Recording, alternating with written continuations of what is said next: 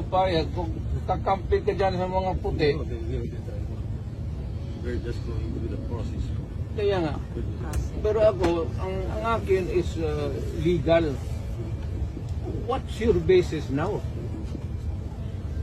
I'm asking I'm a lawyer. I'm asking you now, what is the legal basis of sa police power?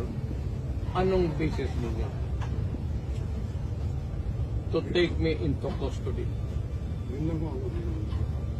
Wala. So I have to resist and have to go back to these idiots and tell them, and I will go to them after I have washed. Ako ang magpupunta sa kanila.